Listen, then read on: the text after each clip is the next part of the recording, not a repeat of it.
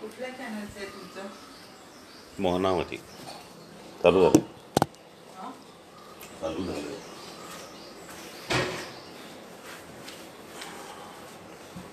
मोहन मोहनावती मागचे बंद करतात.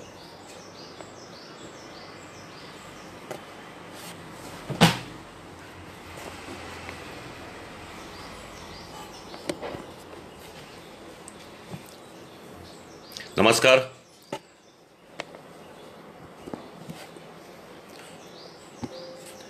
नमस्कार. मोहनावती विचारधांच्या सर्व प्रेक्षकांना आणि श्रोत्यांना नमस्कार. मी डॉक्टर अविनाश भोंडवे आपल्याशी कोरोनाची सध्याची परिस्थिती आणि याबद्दल थोडंसं आपण आता आज काही बोलणार आहोत. अनेक सामान्य गोष्टी आहेत, अनेक महत्त्वाच्या गोष्टी आहेत आणि त्याबद्दल एक मिनिट.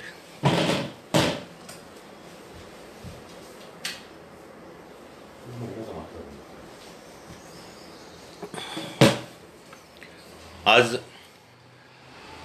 11 एप्रिल आज खरोखर सर्व महाराष्ट्रातल्या लोकांच्या दृष्टीने आणि या कोरोनाच्या साथीच्या दृष्टीने खूप महत्त्वाचा दिवस आहे. याचं कारण असं की आज या कोरोनाच्या साथीमध्ये लॉकडाऊन करायचं आहे का याबद्दलचा निर्णय आज माननीय मुख्यमंत्री आणि मंत्रिमंडळ घेणार आहेत. परंतु ही वेळ का आली, आत्ताची परिस्थिती नक्की काय आहे, ही का झाली, याबद्दल आपण थोडं बोलूया. तुम्हाला माहितीच आहे की आत्ताची जी काही कोरोनाची परिस्थिती आहे, महाराष्ट्रामध्ये रोज साधारणतः गेले आठवडाभर 55,000 ते 60,000 या संख्येने नवीन रुग्ण दाखल होत आहेत.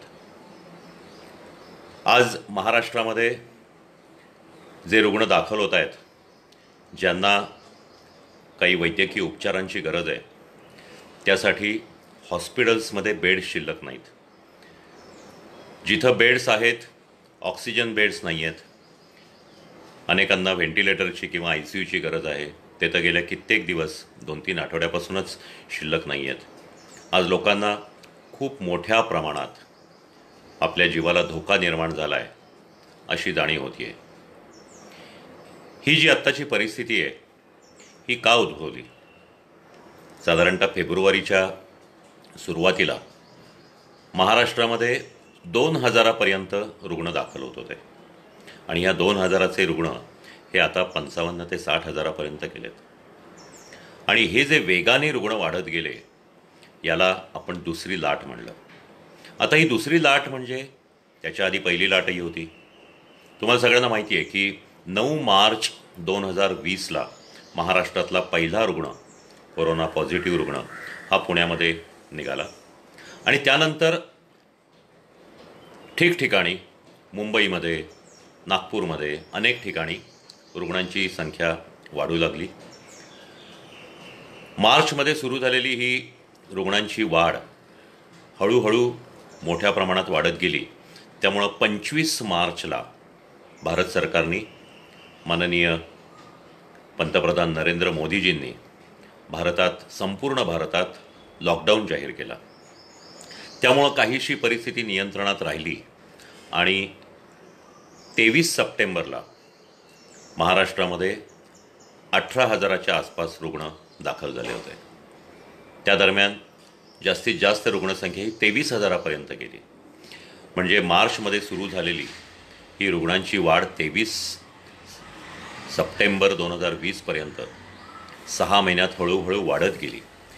त्यानंतर ती कमी होत होत होत ऑक्टोबर, नोव्हेंबर, डिसेंबर, जानेवारी या अखेर 23,000पासून ती हळूहळू 2,000, 1,800 इथपर्यंत आली. म्हणजे रुग्ण वाढत गेले, वर गेले आणि पुन्हा ती रुग्णसंख्या खाली आली. हा जो आलेख आहे, हा आलेख एखाद्या लाटेसारखा दिसतो, म्हणून त्याला म्हणतात पहिली लाट. ही लाट ओसरत गेली. ऑक्टोबरपासून हळूहळू रुग्णसंख्या कमी होत गेली, पण ती कधी शून्यावर आलीच नाही. त्यावेळेलाच जाणीव होत होती की आता यापुढं दुसरी लाट येईल. कारण याचे जे प्रतिबंधक उपाय होते ते लोकांनी पाळणं बंद केलं. मार्चमध्ये 25 मार्चला सुरू झालेला लॉकडाऊन हळूहळू कमी होत होत मे अखेरीस शेवटी सरकारने असं जाहीर केलं की आपण हळूहळू अनलॉक करूया, म्हणून काही गोष्टी सुरू केल्या. जे परगावी लोक होते त्यांना जाण्याला परवानगी दिली, काही दुकानं उघडली, काही व्यवहार चालू झाले आणि असं करता करता हे अनलॉक अशा पद्धतीने होत गेलं की लोकांना वाटलं आता करोना संपला. कारण या अनलॉक होत होत असतानाच रुग्णसंख्या कमी होत जात होती आणि त्यावेळेला जे प्रतिबंधक उपाय आहेत तेच आहेत की मास्क वापरणं, गर्दी न करणं, दुसऱ्याच्या जवळ जाऊन किंवा एकमेकांमध्ये 6 फुटाचं अंतर ठेवणं आणि प्रत्येक वेळेला नाकातोंडाला हात लावण्यापूर्वी हात स्वच्छ साबणाने किंवा सॅनिटायझरने धुणं. हे उपाय लोक विसरले आणि पुन्हा एकदा जानेवारी अखेरनंतर फेब्रुवारीच्या पहिल्या आठवड्यापासून रुग्णसंख्या वेगाने वाढत गेली आणि ही इतकी प्रचंड वेगाने वाढायला सुरुवात झाली की त्याला आपण दुसरी लाट म्हणायला लागलो. ही दुसरी लाट आली त्यावेळेला काही गोष्टी लक्षात आल्या. ते म्हणजे या लाटेमध्ये जे रुग्णांची संख्या होती ती तर वेगाने वाढतच होती. 2000 पासून मागच्या वेळचा पहिल्या लाटेमधला जो उच्चांक 23,000चा होता तो केवळ 1.5 महिन्यातच पार पडला. पहिल्या लाटेमध्ये 6 महिने लागले जो आकडा गाठायला, ते केवळ 1.5 महिन्यात 6 आठवड्यातच तो पार पडला. दुसरी गोष्ट म्हणजे पहिल्या लाटेमध्ये साधारणतः 60च्या पुढचे वृद्ध आणि ज्यांना काही सहव्याधी आहेत, म्हणजे ज्यांना मधुमेह आहे, उच्च रक्तदाब आहे, हृदयविकार, मूत्रपिंडाचे विकार, यकृताचे विकार, कॅन्सर असे आजार आहेत, अशा लोकांनाच जास्ती त्रास होत होता, जास्ती गंभीर त्रास होत होता आणि मृतांच्या संख्येमध्ये त्यांचीच संख्या जास्त होती. परंतु ही दुसरी लाट जी सुरू झाली यामध्ये आश्चर्यकारकरित्या 25 ते 45 किंवा अगदी 20 ते 45 या वयोगटातले लोक होते. हे लोक बाधित होत होते. म्हणजे वेग वाढला, रुग्णांचा गट बदलला आणि सर्वात महत्त्वाचं म्हणजे या दुसऱ्या लाटेत लक्षणंही बदलली. पहिल्या लाटेमध्ये तुम्हाला सर्वांना माहितीच आहे, ताप, सर्दी, खोकला, दम लागणं अशा प्रकारचे आजार होते. काहींना थोडंसं नाकाला वास कमी येणं, तोंडाची चव जाणं असे प्रकार होते. परंतु ह्या दुसऱ्या लाटेमध्ये जे रुग्ण दाखल व्हायला लागले त्यांच्यामध्ये 90% लोकांना कुठली लक्षणं नव्हती, हेही विशेष. आणि ज्यांना लक्षणं होती त्यामध्ये ती अशी लक्षणं होती की त्याच्याकडे दुर्लक्ष व्हायचं. म्हणजे सर्वात महत्त्वाचे, ताप यायचा पण तो 2-3 दिवसात आपोआप निघून जायचा किंवा साधी तापाची औषधं घेतली तरी निघून जायचा, पण तो माणूस पॉझिटिव्ह असायचा. दुसरं म्हणजे इतका थकवा यायचा, बाकी काही लक्षण नाही, प्रचंड थकवा येणं, अंग दुखणं, हातपाय दुखणं अशा प्रकारचा त्रास होतो. अजून एक लक्षण म्हणजे की जे आधीच्या लाटेमध्ये नव्हतं ते म्हणजे डोळे लाल होणं. डोळे येतात अनेकदा उन्हाळ्यात, डोळे तळावतात, त्याला सोर आईज किंवा कंजंक्टिव्हायटिस म्हणतात. अशा प्रकारचे रुग्ण जास्ती आता दिसायला लागले. अंगावर रॅश येणं, नुसती पुरळ येणं, बाकी इतर कुठलंही लक्षण नाही, असेही काही लोक दिसायला लागले. त्यानंतर या सर्व गोष्टींमध्ये आपल्याला एक असं लक्षात आलं की या आजारांमध्ये हे रुग्ण जे आहेत हे 20 ते 45 वयोगटातले आहेत आणि त्यांना या पद्धतीची लक्षणं होती. आणि यावेळेला 90% रुग्ण हे कुठलीही लक्षणं नसलेले असे असल्यामुळं साहजिकच त्यांनी चाचणी करून घेणं हे टाळलं. कारण मला काही होत नाही, मी कशाला चाचणी करायची, मी कशाला टेस्ट करायची. त्यामुळं अनेक हे जे 20 ते 45 वयोगटातले लोक होते यांनी चाचण्या केल्या नाहीत. साहजिक आहे, त्यांची त्यात काही चूक नव्हती. पण हा जो वयोगट आहे, हा वयोगट आपला अर्निंग पॉप्युलेशन म्हणजे कमावता गट आहे. हा वयोगट जो आहे हे लोक आपल्या कामासाठी, आपल्या उद्योगधंद्यासाठी, नोकरीसाठी, इतर व्यवसायासाठी रोज बाहेर जाणारे लोक आहेत. हेच लोक लोकलमधून प्रवास करत होते, बसेसमधून प्रवास करत होते, या गावातून त्या गावात जात होते आणि त्याबरोबरच ते पॉझिटिव्ह असल्यामुळं सगळीकडं आपल्या आजार हा पसरत होते. हा आजार पसरवताना त्यांनाही माहीत नव्हतं, कारण त्यांचं टेस्टिंग न झाल्यामुळं ते पॉझिटिव्ह होते पण त्यांना माहीत नव्हतं. याला कॅरियर म्हणतात, हे वाहक होते. त्यामुळे त्यांच्याकडून बाहेर सर्वत्र गर्दीमध्ये, इतर सभा संमेलनामध्ये, लग्न समारंभामध्ये लोकांमध्ये हा आजार वेगाने पसरत गेला. आणि मग त्यानंतर हेच लोक ज्यावेळेला घरी यायचे त्यावेळेला घरातल्या सगळ्या लोकांना बाधा व्हायची. त्यामध्ये मग काही वृद्ध असायचे, अगदी लहान मुलंही असायची. आणि त्यामुळं या दुसऱ्या लाटेमध्ये असं लक्षात आलं की अगदी 5-6 जणांचं कुटुंब असो किंवा 10 जणांचं कुटुंब असो, काही ठिकाणी तर 20-20 जणांची जी एकत्र कुटुंब होती हे सगळेच्या सगळे पॉझिटिव्ह निघायला लागले. आणि या सगळ्याचा परिणाम म्हणून महाराष्ट्रातली रुग्णसंख्या खूप वेगाने वाढायला लागली.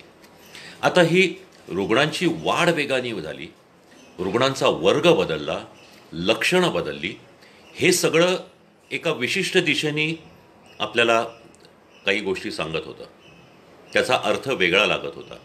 याचा अर्थ असा होत होता की आपला आधीचा जो विषाणू होता, जो पहिल्या लाटेमध्ये होता, त्याच्यामध्ये बदल घडला आहे.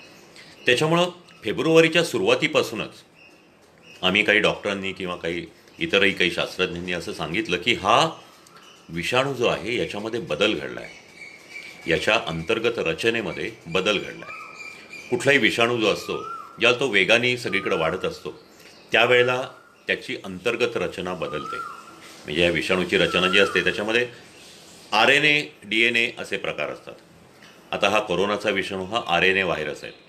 त्याच्यामध्ये ठराविक प्रकारचे RNA म्हणजे त्याचे मूल घटक हे एका क्रमाने लावलेले असतात आणि हा क्रम मध्येच बदलतो.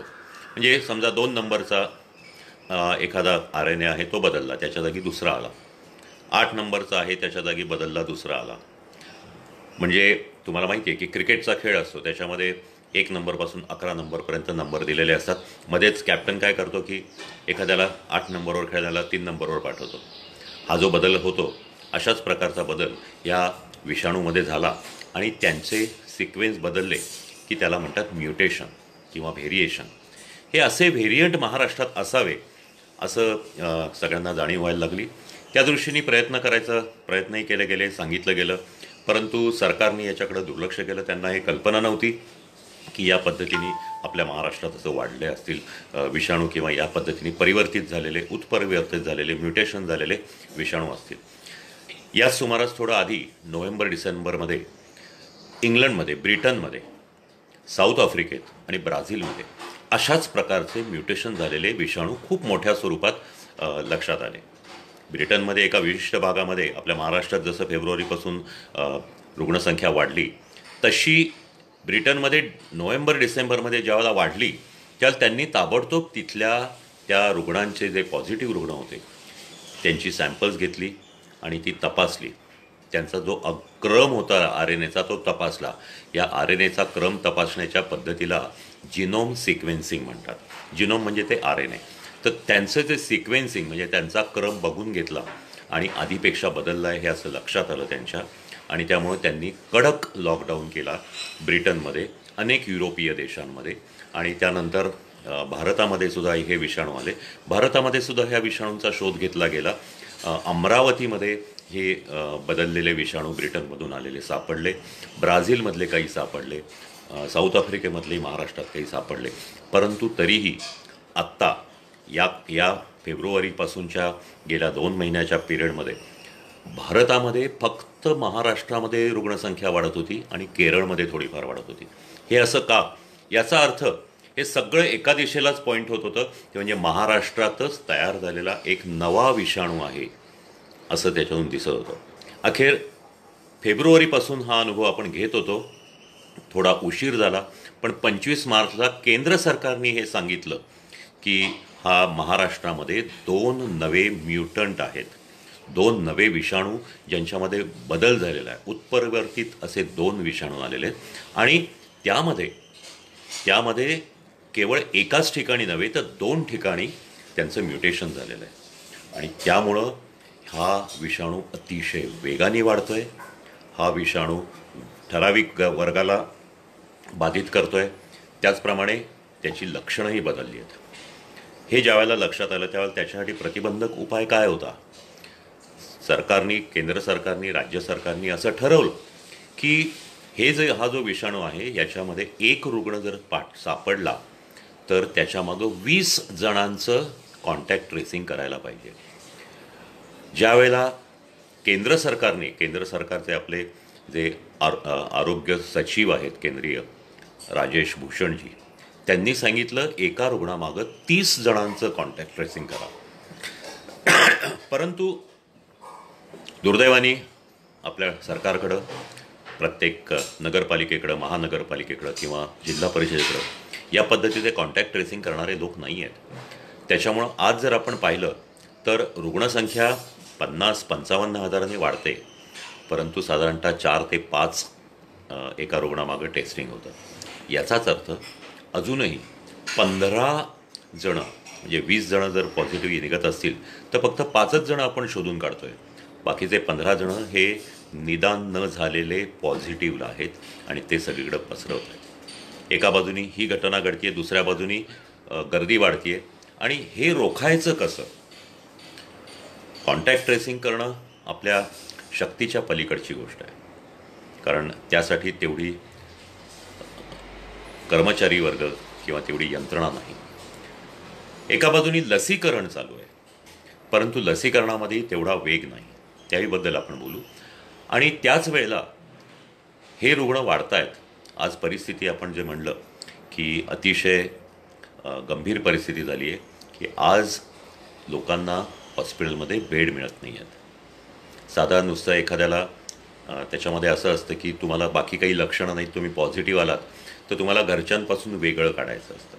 मग तुम्ही घरी राहू शकता जर तुमच्याकडं स्वतंत्र खोली असेल, त्या खोलीला स्वतंत्र अटॅच टॉयलेट बाथ असेल तर तुम्ही त्या खोलीमध्ये पुढचे 17 दिवस जर वेगळे राहिलात तर तुम्ही पूर्णपणे मुक्त होता आणि तुमच्यापासून प्रसार होत नाही. अशा प्रकारे हजारो रुग्ण आज, लाखो रुग्ण आज महाराष्ट्रामध्ये होम क्वारंटाईनला आहेत. त्याला होम आयसोलेशन किंवा होम क्वारंटाईन म्हणतात. परंतु आपला देश हा गरिबांचा देश आहे. अनेकांच्या घरामध्ये एका खोलीमध्ये 4-4, 5-5, 10-10 लोक राहतात. त्यांना कुठून स्वतंत्र खोली मिळणार? त्यांना कुठून त्यांना टॉयलेट बाथ वेगळं मिळणार? मग अशा लोकांसाठी जे बेड्स असतात त्याला म्हणतात कोविड केअर सेंटर किंवा आयसोलेशन बेड. मग असे जे पॉझिटिव्ह निघतील त्यांनी त्या आयसोलेशन बेडमध्ये जायचं. परंतु आज परिस्थिती अशी की ते आयसोलेशन बेडसुद्धा कमी पडतात. मग त्यानंतर पुढचा उपचार जो असतो, एखाद्याला लक्षणं किरकोळ असतात पण त्याच्या शरीरातला ऑक्सिजन कमी होत जातो. तुम्हाला माहिती आहे की आत्ताच्या या करोनाच्या साथीमध्ये आपण प्रत्येकाचा ऑक्सिजन बघणं खूप आवश्यक असतं. पल्स ऑक्सिमीटर नावाचं एक छोटं उपकरण असतं. ते आपल्या बोटांना लावलं की काही सेकंदामध्ये तुम्हाला तुमचा ऑक्सिजन आणि पल्स दिसते. हा जो ऑक्सिजन असतो हा सर्वसाधारणपणे 95च्या पुढं पाहिजे. 95-96, अगदी जो हेल्दी रुग्ण असेल त्याचे 98-99 सुद्धा हे होतात, म्हणजे दिसतात. पण कोरोनाने बाधित रुग्णामध्ये, विशेषतः तो जर सिनियर सिटीजन असेल, वृद्ध असेल, 60-70च्या पुढचा असेल, त्याला जर हृदयविकार, मधुमेह, हायपरटेन्शन, ब्लड प्रेशर असे आजार असतील किंवा दुसरा कुठलाही मोठा लाँग टर्म आजार असेल, कॅन्सरही असू शकेल किंवा कुठल्या ऑपरेशनमुळे तो झोपून राहिलेला असेल तर त्याचा ऑक्सिजन कमी पडतो आणि मग तो 94-95 असं करत शेवटी 92पर्यंत येतो. आणि 92च्या ज्यावेळेला खाली जातो त्यावेळेला त्याचा ऑक्सिजन कमी पडतो. मग त्याला चक्कर यायला लागते, त्याची नखं जांभळी दिसू लागतात आणि त्याचा जीव धोक्यात येतो. ही जर घटना खाली ऑक्सिजन येण्याची आपण जर प्रोसेस थांबवली नाही तर त्या रुग्णाला प्राणवायू मिळत नाही आणि मग त्यामुळं तो मृत्युमुखी पडू शकतो. मग अशा रुग्णाला इस्पितळात दाखल करून त्याला फक्त ऑक्सिजन लावायला लागतो. हा ऑक्सिजन दबावाखाली द्यावा लागतो. हा ऑक्सिजन 2 लिटरपासून 70-80 लिटर एका मिनिटाला इतक्या वेगाने द्यावा लागतो. इतक्या दबावाखाली, इतक्या स्पीडने, मिनिटाला 40 लिटर, मिनिटाला 60 लिटर अशा पद्धतीने काही दिवस द्यावा लागतो. आणि मग त्याचा ऑक्सिजन सुधारेपर्यंत तो द्यावा लागतो. आणि त्यानंतर मग त्याला बरं वाटायला लागलं, त्याचं नॉर्मल राहायला लागलं की मी हळूहळू कमी करत त्याला मग तो ऑक्सिजन बंद करतात आणि तो बरा होतो. पण आज परिस्थिती अशी आहे की अशा रुग्णांसाठीचे बेड्स उपलब्ध नाहीत. त्याला ऑक्सिजन बेड म्हणतात. ते ऑक्सिजन बेड्स उपलब्ध नाही आणि त्यांना लावण्यासाठी ऑक्सिजनही आज पुरेसा पडत नाही. एवढ्या मोठ्या प्रमाणात रुग्ण येत आहेत की महाराष्ट्रामध्ये जे ऑक्सिजनचं उत्पादन आहे त्या उत्पादनापैकी आधी 50% उत्पादन मेडिकल कारणासाठी वापरलं जायचं ठरवलं होतं. मग ते 80% केलं. आता काही ठिकाणी 100% आपण जे काही उत्पादन वापरतो आहे. पण तरीसुद्धा आज महाराष्ट्रामध्ये अनेक हॉस्पिटल्समध्ये रुग्णांना ऑक्सिजन न मिळाल्यामुळं मृत्युमुखी पडल्याच्या घटना आहेत. अतिशय खेदजनक आहे. आणि याचं मुख्य कारण ही संख्या खूप वेगाने वाढते. आपली जी हेल्थ सिस्टीम आहे, आपली जी आरोग्य संस्था आहे, जी हॉस्पिटल्स आहे सरकारी खाजगी, यांची जी संख्या आहे, यांची जी कपॅसिटी आहे, त्याच्याही पेक्षा जास्त वेगाने रुग्ण येत आहेत. हे थांबवायला लागणार आहे. आणि त्यानंतर मग पुढं जो एखाद्या रुग्णाला ऑक्सिजन लावूनही जर बरं वाटत नसेल तर त्याला मग ICUमध्ये ठेवावं लागतं. काही इतर यंत्रणा सुरू कराव्या लागतात. जर त्याचा श्वास जर तरीसुद्धा सुधारला नाही तर मग त्याला व्हेंटिलेटर म्हणजे कृत्रिम श्वासाखाली ठेवलं जातं. व्हेंटिलेटर म्हणजे काय असतं? एक असं यंत्र असतं की ज्या योगे दबावाखाली रुग्णाला श्वास घेणं बंद झालेलं असतं, पण दबावाखाली कृत्रिम पद्धतीने त्याचा श्वास चालू राहतो आणि त्यामध्येही मोठ्या प्रमाणात ऑक्सिजन द्यावा लागतो. आज ICU, व्हेंटिलेटर असलेला ICU या दोन्हीची पूर्णपणे शॉर्टेज आहे.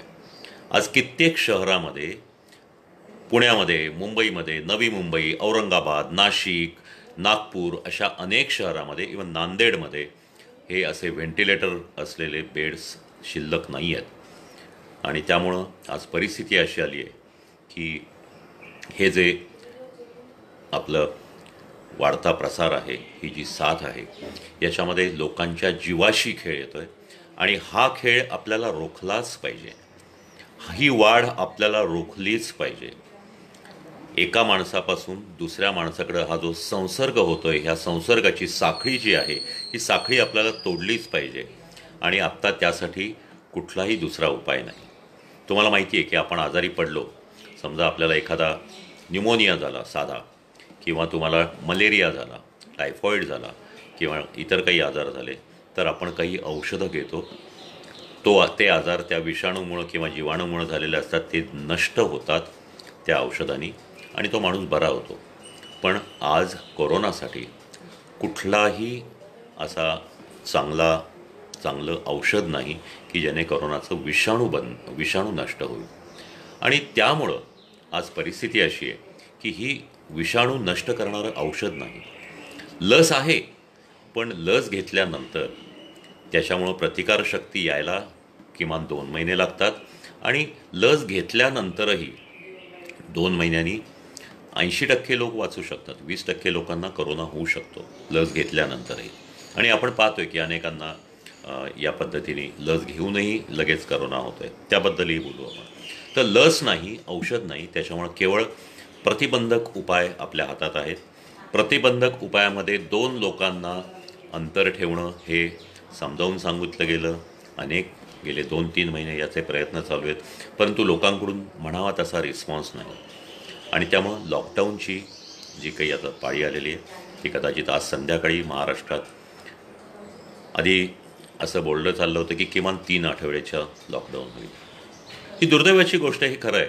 कारण मागच्या लॉकडाऊनमध्ये आपण जर पाहिलं की त्या लॉकडाऊन आधी ज्यावेळेला मोदी साहेबांनी जाहीर केला त्यावेळेला फक्त आजार रोखणं हे त्यांच्या डोक्यात होतं.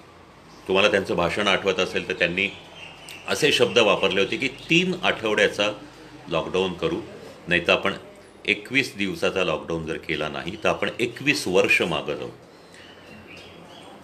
परंतु 21 दिवसात ही घटना घडली नाही. रुग्णसंख्या वाढत गेली. मग ते अजून काही दिवस वाढत गेले, अजून काही दिवस वाढत गेले.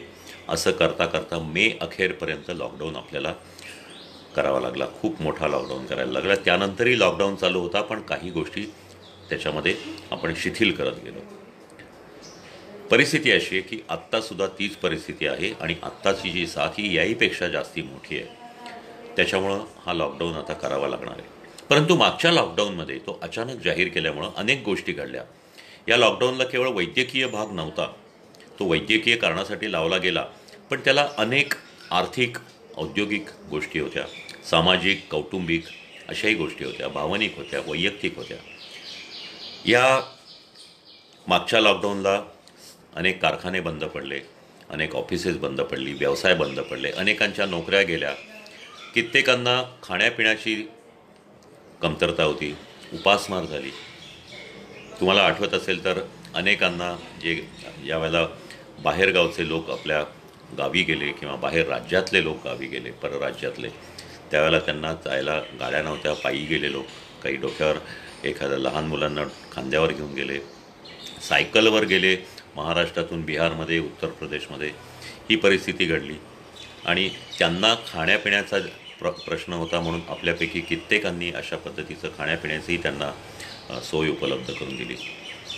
या सगळ्या गोष्टी त्यावेळेला लक्षात आल्या नाहीत आणि त्यामुळं आज लॉकडाऊन या शब्दाचा आपल्या सर्वांनी खूप मोठा धसका घेतलेला आहे. त्यामुळं अनेक सामाजिक कार्यकर्त्यांचं, राजकीय पक्षांचं असं आहे की लॉकडाऊन करू नका.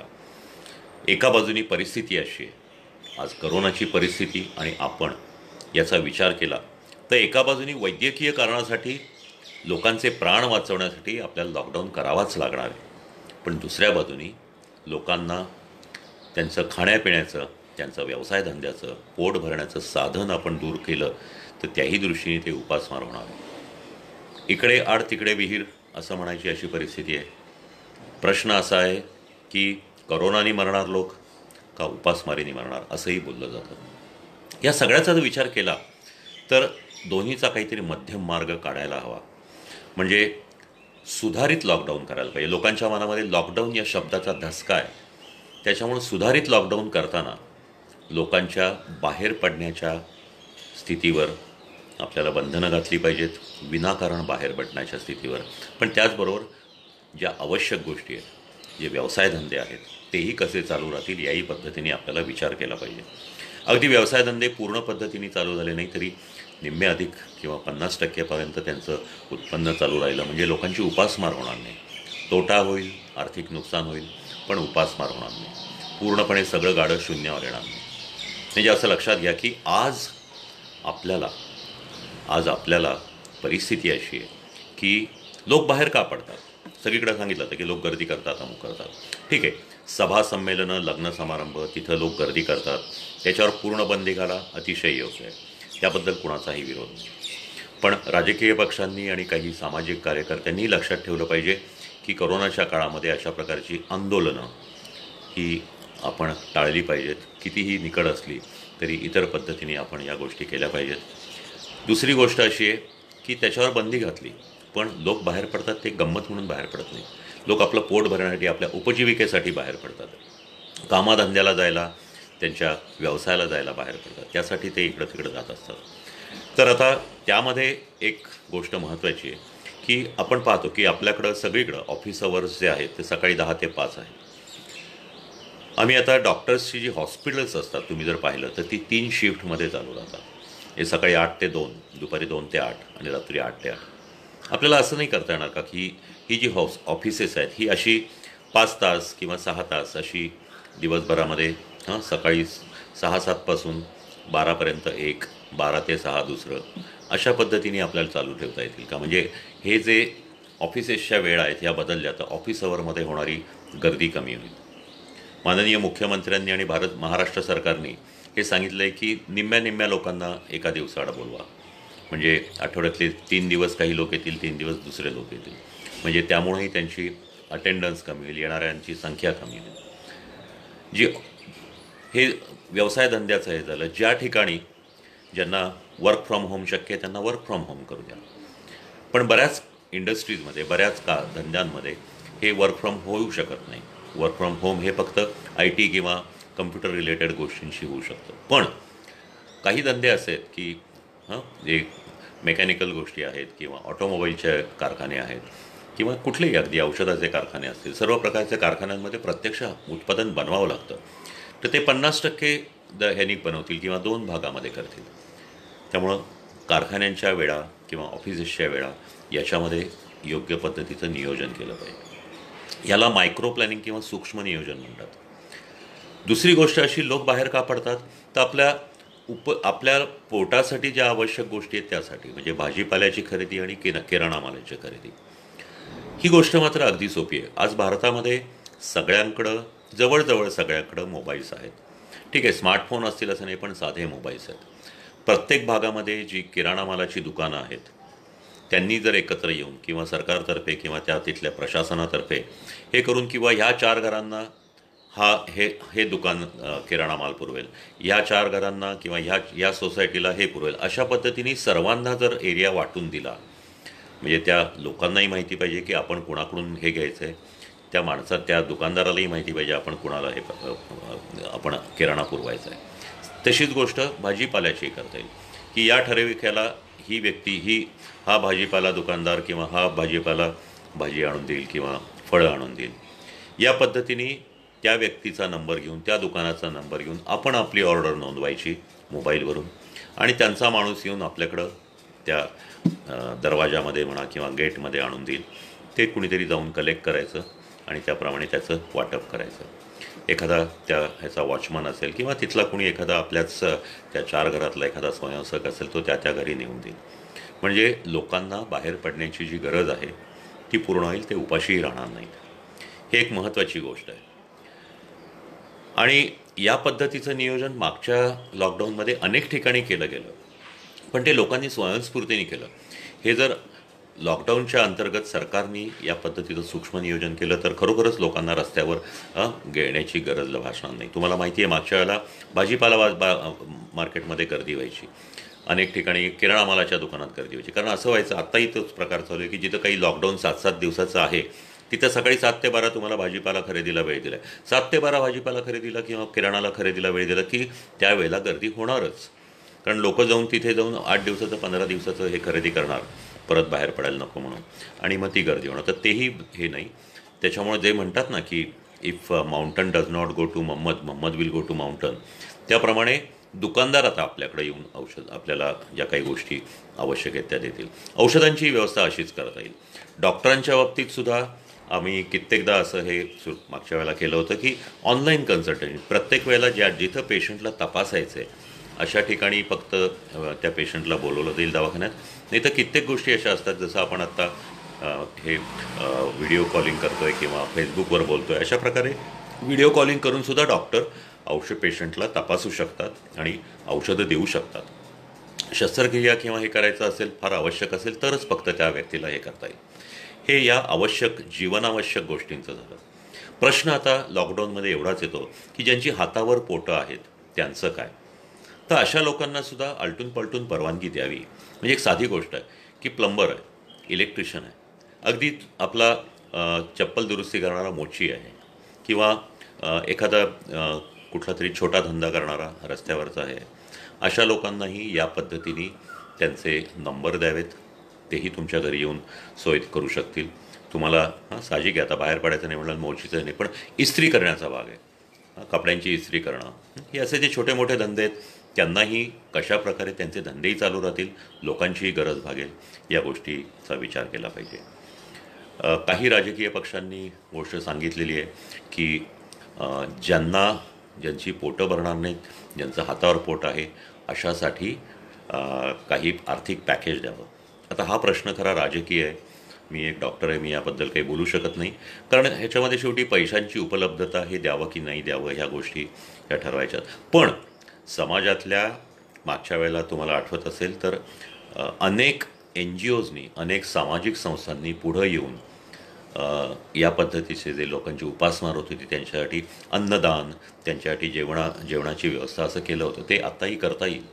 या पद्धतीने आर्थिक पॅकेज द्यावं की नाही हा प्रश्न वेगळा आहे, पण त्यांची गरज कशी भागेल यासाठी संस्थांना एकत्र करून सामाजिक संस्थांची मदत घेतली पाहिजे. ह्या सगळ्या गोष्टी आपण जर केल्या तर हा सुधारित लॉकडाऊन आपल्याला निश्चितच थोडासा योग्य पडेल. अनेक राजकीय पक्षांना आता ही भूमिका मान्य होत चालली आहे की पूर्ण कडक लॉकडाऊन नको, पूर्ण मोकळेपणा पण नको. ह्या सर्व गोष्टींचा सूक्ष्म नियोजन केलेल्या गोष्टींचा उपयोग करून जर आपण लॉकडाऊन करू शकलो तर निश्चितच ही गोष्ट योग्य पद्धतीने केली जाईल. पाहूया आता यामधून काय घडत आहे ते. मला एक महत्त्वाची गोष्ट बोलायची आहे, ती म्हणजे लसीकरणाबद्दल. लसीकरण आत्ता सगळीकडे चालू आहे. 16 जानेवारीपासून लसीकरण चालू झालेलं आहे, परंतु त्याबद्दल मी स्पष्टपणे काही गोष्टी सांगू इच्छितो. एक म्हणजे हे लसीकरण खूप धीम्या गतीने चालू आहे. आत्ता ज्या पद्धतीने लसीकरण चालू आहे त्यामुळं संपूर्ण भारताचं लसीकरण व्हायला किमान 8-10 वर्ष लागतील. एक लक्षात घ्या की कोरोनासाठी करोनासाठी प्रतिबंधक शक्ती प्रतिकारशक्ती आपल्या शरीरात निर्माण व्हावी यासाठी या लसीचा उपयोग होतो. आता ही जी लस आहे ही लस सर्वात महत्त्वाचं म्हणजे आपल्या शरीरात प्रतिकारशक्ती निर्माण करते, परंतु त्याचे जे काही आपण वेगाने देतो आहे ही वेगाने देणं आवश्यक आहे. कारण ही प्रतिकारशक्ती असं आत्तापर्यंत जरी सांगितलं गेलं की आत्ता तुम्ही लसीचे दोन्ही डोस जरी घेतले तरी 80% तुम्हाला प्रतिकारशक्ती येते, पण ती 1 वर्ष पुरणार आहे. याचाच अर्थ आपल्याला 1 वर्षामध्ये संपूर्ण भारताचं किंवा किमान 70% लोकांचं लसीकरण केलं पाहिजे. 130 कोटी लोकसंख्येच्या भारताचं 70% म्हणजे सामूहिक प्रतिकारशक्ती यायला, ज्याला आपण हर्ड इम्युनिटी म्हणतो, त्याला 70% लोकांना इम्युनिटी असावी लागते. त्याच्यामुळे 70% लोकांना जर आपल्याला इम्युनायझेशन करायचं असेल, त्यांचं लसीकरण करायचं असेल तर 91 कोटी लोकांचं लसीकरण करायला आपल्याला खूप वेगाने करायला पाहिजे. त्यासाठी आत्ता जे धोरण आहे की खूप नियंत्रण आहे की अमुकच हॉस्पिटलमध्ये मिळेल, तुम्ही रजिस्टर करा, तुम्ही मग हे त्याप्रमाणे सकाळी 8 ते संध्याकाळी 5पर्यंतच हे करा, मग ही लस इतकीच मिळेल तुम्हाला. त्यामुळं आणि ते फक्त सरकारच्या कंट्रोलने मिळेल. तसं न करता 18 वर्षापासून सगळ्यांना लस द्यायची, कारण ही लस 18 वर्षाच्या खालील लोकांसाठी अजून त्याच्या चाचण्या झालेल्या नाही. जर 18 वर्षाखालील वरील जेवढे लोक आहेत त्यांनी लसीकरण करून घ्यावं, या पद्धतीने एकाच वेळेला ओपन करावं. दुसरी गोष्ट, आज फक्त सरकारी दवाखान्यात किंवा खाजगी हॉस्पिटल्समध्ये ही लस दिली जाते.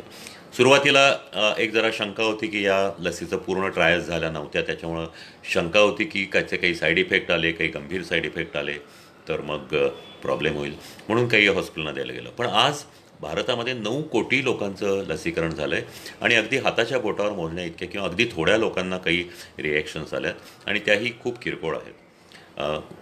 साधारणतः दंड सुजणं, ताप येणं एवढ्याच फक्त काही जास्तीत जास्त लोकांना त्रास होतो, परंतु दंड सुजणं, दंडावर दिलेलं इंजेक्शन सुजणं आणि ताप येणं ही काही मोठी रिॲक्शन नसते.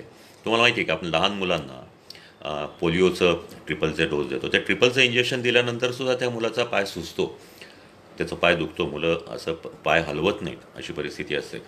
हे अपेक्षित असतं. ज्यावेळेला लस शरीरामध्ये काम सुरू करते, ते जे आपण लस देतो ती शरीरामध्ये एक प्रकारचा दाह किंवा एक प्रकारचं इन्फ्लेमेशन निर्माण करते, प्रतिकारशक्ती निर्माण होण्याची सुरुवात होते. त्याच्यामुळं असा ताप येणं, तो दंड सुजणं ही एक चांगली गोष्ट असते. तर सांगायचा मुद्दा असा की फक्त इंजेक्शन टोचायचं आहे. आज भारतामध्ये लक्षावधी डॉक्टर्स असे आहेत की ज्यांचे दवाखाने आहेत किंवा नुसतं क्लिनिक आहेत, कन्सल्टिंग रूम आहेत. मग त्याच्यामध्ये जनरल प्रॅक्टिशनर येतात, त्याच्यानंतर फॅमिली डॉक्टर म्हणजे, त्यानंतर काही फिजिशियन येतात, गायनेकॉलॉजिस्ट असतात, लहान मुलांचे डॉक्टर असतात की जे कायमच लसीकरण करत असतात मुलांचं. हे सगळे लोकांना लस देऊ शकतात. जर ओपन मार्केटमध्ये आता आपल्याला लस दुकानात घ्यायला गेलो आपण तर मिळत नाही, पण ह्या लसीचे काही वेगळे, जसे मेडिकल डिस्ट्रीब्युटर असतात तसे लसीचे वेगळे डिस्ट्रीब्युटर असतात, त्यांच्याकडं जर लस उपलब्ध केली, फक्त सरकारने एवढं करावं की ही लस डॉक्टरांना 150 रुपयाला मिळेल आणि त्यांनी ती लोकांना 250 रुपयाला टोचायची, असं फिक्स हे करायचं. त्यापेक्षा कोणी जास्ती पैसे घ्यायचे नाही, घेतले तर तक्रार करा वगैरे वगैरे. तर अशा पद्धतीचं जर लस सर्वांसाठी उपलब्ध झाली तर उद्या आपल्यापैकी काही जणांना लस घ्यायची, तुम्ही जर माझ्यासारख्या डॉक्टरकडे आलात तर मी त्या दुकानातून घेऊन आपल्याला ती देईन. या पद्धतीने जर आपण केलं तर भारतातले सर्व डॉक्टर्सांना जर लस देणं हे जर मान्य केलं भारत सरकारने तर आत्तापेक्षा 10 पट वेगाने आपण लसीकरणाचा वेग वाढवू शकू. आणि कित्येकदा मी असं पाहिलं की लोक विचारतात की डॉक्टर तुमच्याकडं लस आहे का. त्यांना सांगावं लागतं की खाजगी डॉक्टरांकडं आणि वैयक्तिक दवाखान्यामध्ये लस उपलब्ध नाही आहे, पण त्यांना ते सांगतात किंवा आम्ही तुमच्याकडं लस घेऊ, कारण आम्ही नेहमी तुमच्याकडे येतो, औषधं घेतो, इंजेक्शन घेतो, आम्हाला तुमचा विश्वास वाटतो. तर या पद्धतीने भारतातल्या या लाखो डॉक्टर्सना जर परवानगी दिली आणि या पद्धतीने मुक्त केलं तर भारताचं लसीकरण हे जवळजवळ आत्ता आहे त्यापेक्षा 10 ते 20 पटीने वाढेल आणि जे 8 वर्षात व्हायचे ते 1 वर्षात लसीकरण. 1 वर्षात लसीकरण व्हायला पाहिजे. याचं कारण असं की या लसीचा परिणाम कदाचित 1च वर्ष राहणार आहे. म्हणजे जर आत्ताच्या गतीने चालून जर 8 वर्ष हे लसीकरण चालू राहिलं तर पहिलं वर्ष संपल्यावर त्या पहिल्या ह्यांचं त्याच्या लसीचा इफेक्ट संपला, मग त्यांना पुन्हा दुसरी लस घ्यायला लागेल, म्हणजे पुन्हा ते सगळे ह्याच्यामध्ये ॲड होतील, म्हणजे हे चक्र चालूच राहील. परत पहिल्या वर्षी ज्यांनी लसी घेतल्यात त्यांचं लसीकरणाची मुदत संपल्यावर त्यांना परत बूस्टर डोस त्यांनी घेतला नाही तर ते पुन्हा बाधित होऊ शकतात, पुन्हा आजार पसरू शकतात. म्हणजे लस घेणं हे थांबणार नाही, म्हणजे आजार पसरणं हे थांबणार नाही. आज जगामध्ये अजून एक गोष्ट अशी आहे की आज आपण समजतो की भारतात असं आपण बातम्या बघतोय की भारतात लसीचा तुटवडा आहे. का बरं तुटवडा आहे? त्याच्यामध्ये राजकीय गोष्टीबद्दल मला बोलायचं नाही, पण एक लक्षात घ्या की संपूर्ण भारतातल्या 130 कोटी लोकांना किंवा 90 कोटी लोकांना लस देण्यासाठी हे 2 कारखाने पुरेसे असतील का? अजिबात नाही. आज तुम्ही विचार करा, एखादी गोष्ट, एखादी मोबाईल कंपनी आहे किंवा एखादा कुठलंही एक कपड्यांचं हे आहे, तर तो संपूर्ण 130 कोटी लोकांना देऊ शकेल का? नाही. त्यासाठी किमान अजून 10-12 कारखाने पाहिजेत की जे ही लस तयार करतील. म्हणजे त्याचं उत्पादन वाढवलं पाहिजे. मागणी एवढी असेल तर उत्पादन वाढवायलाच पाहिजे.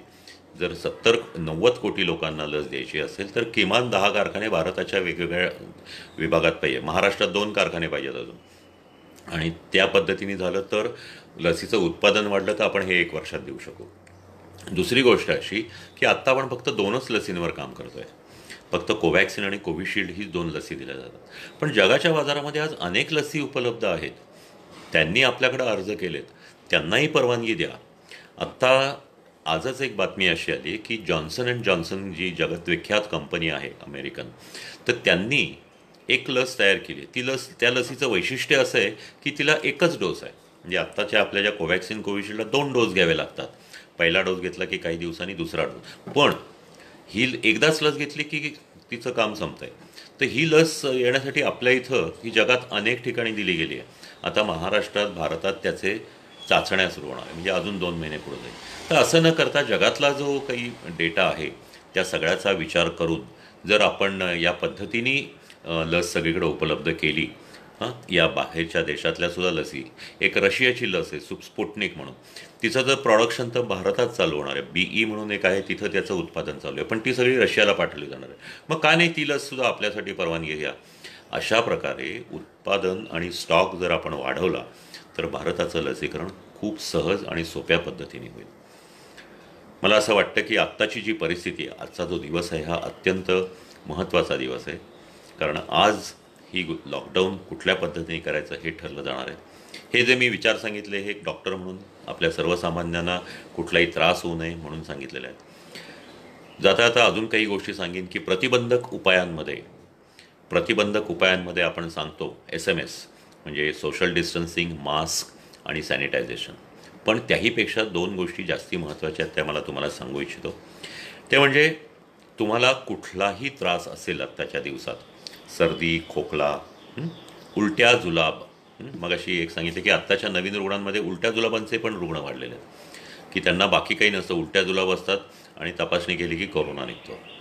तर असं कुठलंही लक्षण असेल तर जास्ती वेळ घालवू नका. आज मी अनेकदा पाहिलेलं आहे की मला खोकल्याचा त्रास आहे, मला नेहमीच होतो. मग 4 दिवस 5 दिवस काढतात, 8व्या दिवशी ते डॉक्टरांकडे येतात. त्यांचा ऑक्सिजन पाहिला तर 80 असतो.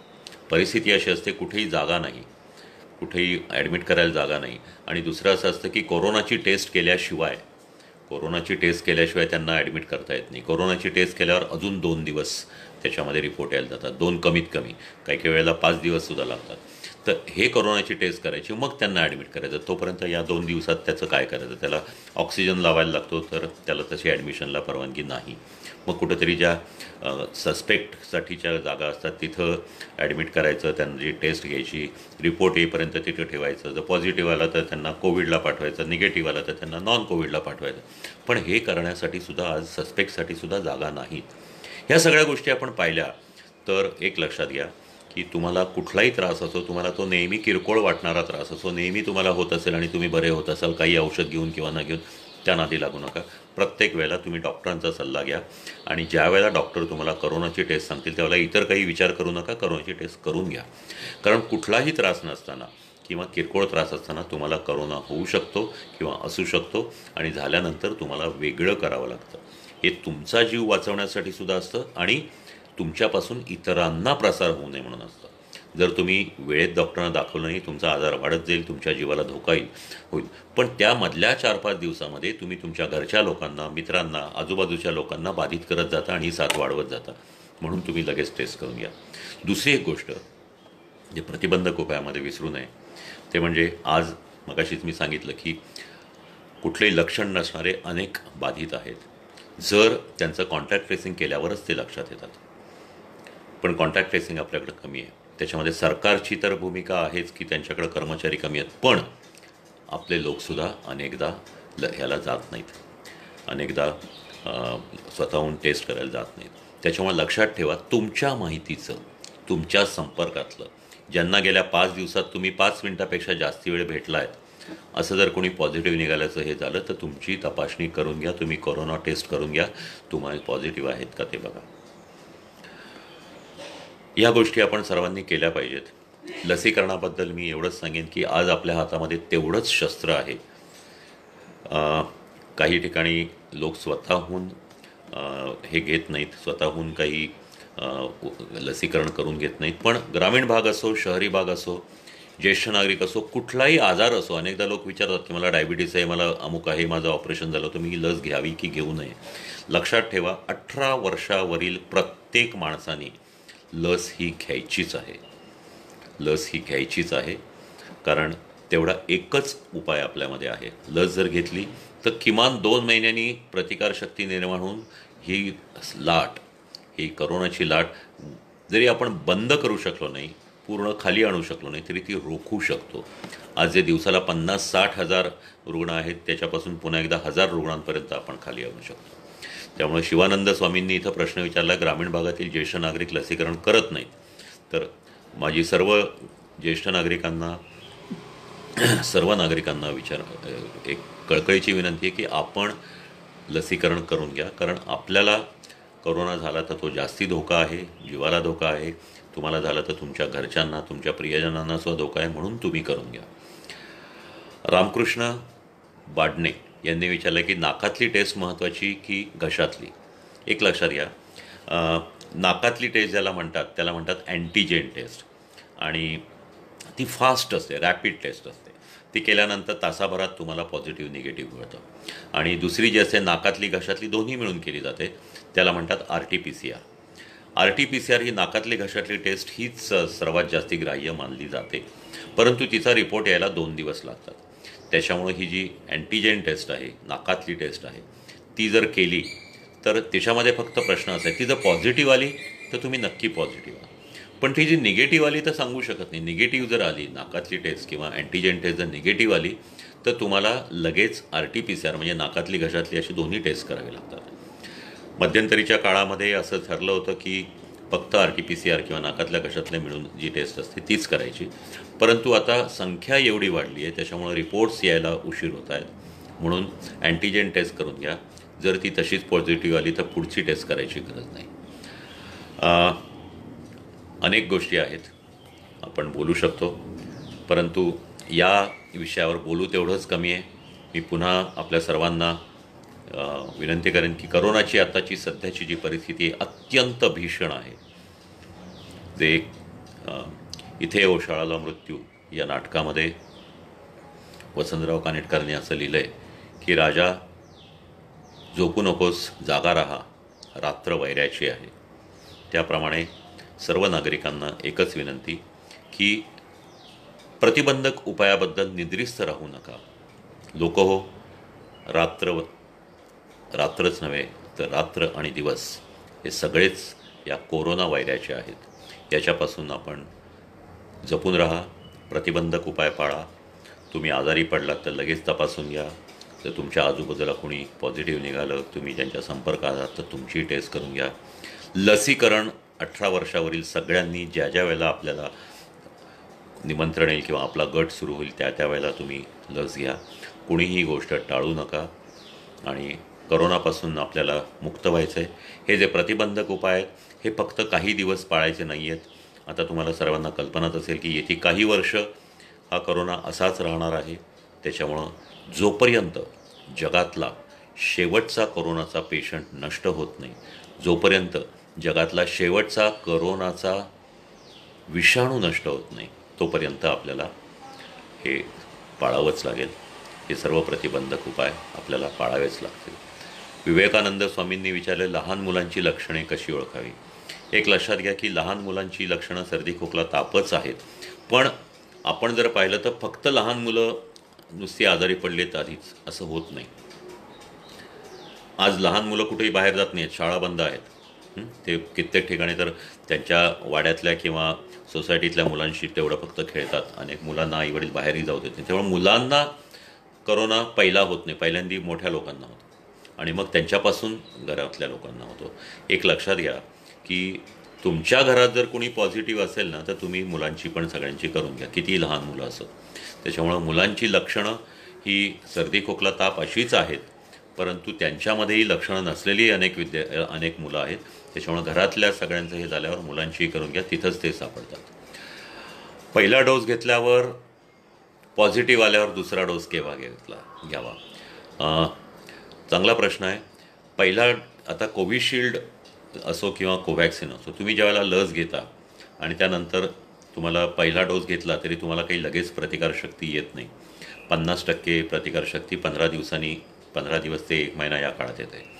त्याच्यामुळे तुम्हाला पहिला डोस घेतल्यावर जर तुम्हाला कोरोनाचा आजार झाला तर त्याचं गणित असं आहे की तुम्ही जर करोना बाधित झालात तर तुम्ही तुमच्या ज्या दिवशी बाधित झाला तिथपासून 2 महिने किंवा बरं झाल्यानंतर 1.5 महिन्यानंतर तुम्ही लस घ्यायची आहे. तोपर्यंत हा दुसऱ्या डोसची तारीख संपून जाते.